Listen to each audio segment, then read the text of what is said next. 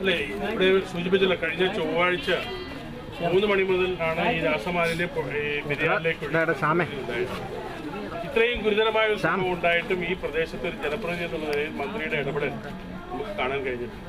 ഞാൻ ഇന്നലെ മന്ത്രിയെ നേരിട്ട് വിളിച്ചതാണ്. ഈ വിഷയത്തിന്റെ ഗൗരവം അദ്ദേഹത്തെ നേരിട്ട് ബോധ്യപ്പെടുത്തിയാണ്. അപ്പൊ അദ്ദേഹം പറഞ്ഞ കളക്ടറെ ചുമതലപ്പെടുത്തിയിട്ടുണ്ട് എന്നാണ് പറയുന്നത്. പക്ഷെ ഇന്ന് പത്രം വായിക്കുമ്പോൾ നമുക്ക് മനസ്സിലാവുന്നത് ഈ ഗുരുതരമായ ആരോപണത്തിന് വിധേയമായ പൊല്യൂഷൻ കൺട്രോൾ ബോർഡിനെ തന്നെയാണ് ഇതിന്റെ അന്വേഷണത്തിന് ചുമതലയേൽപ്പിച്ചിരിക്കുന്നത്.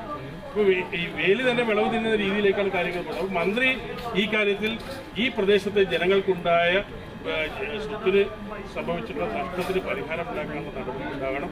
മന്ത്രിയുടെ റിപ്പോർട്ട് ഈ ഷട്ടർ തുറന്നു വിട്ടപ്പോൾ ഒരു വെള്ളത്തിന്റെ കൂടെ നല്ല വെള്ളം ചേർന്നപ്പോൾ ഓക്സിജന്റെ അളവ് കുറഞ്ഞു പോയെന്ന രീതിയിലുള്ള കണ്ടുപിടുത്തങ്ങളൊന്നും ജനങ്ങൾക്ക് സ്വീകാര്യമല്ല എന്നുള്ള കാര്യത്തിൽ ഒരു സംശയം വേണ്ട.